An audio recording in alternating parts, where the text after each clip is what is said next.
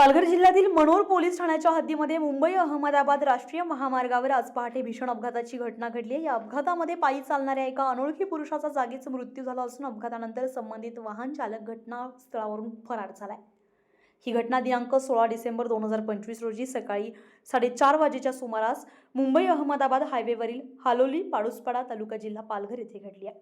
मुंबईकडे जाणाऱ्या वाहिनीच्या पहिल्या लेनमध्ये पायी चालत असलेल्या अंदाजे 45 ते 50 वर्ष वयोगटातील अनोळखी पुरुषाला अज्ञात वाहनानं जोरदार धडक दिली आहे। प्रत्यक्षदर्शी आणि तक्रारदार राहुल किसन सावंत वय वर्ष 40 राहणार व्यवसाय नोकरी यांनी दिलेल्या तक्रारीनुसार संबंधित अज्ञात वाहन चालकानं आपले वाहन अतिवेगानं निष्काळजीपणे आणि बेदरकारपणे चालवून अपघात केलाय। अपघातानंतर कोणतीही मदत न करता चालक घटनास्थळावरून फरार झालाय। या अपघातामध्ये सदर अनोळखी इसमाच्या डोक्यासह हातापायांना गंभीर दुखापत झाली आहे, तर उपचारापूर्वीच त्याचा मृत्यू झालाय। या प्रकरणी मनोर पोलीस ठाण्यामध्ये गुन्हा दाखल करण्यात आलेला आहे। या अज्ञात वाहन चालकाविरोधात हा गुन्हा दाखल करण्यात आलाय, तर घटनेचा तपास पोलीस उपनिरीक्षक बालाजी मुंढे करत असून पोलिसांनी घटनास्थळी पंचनामा केलाय। फरार वाहन चालकाचा शोध घेण्यासाठी सीसीटीव्ही फुटेज आणि इतर तांत्रिक पुराव्यांच्या आधारे तपास सुरू आहे।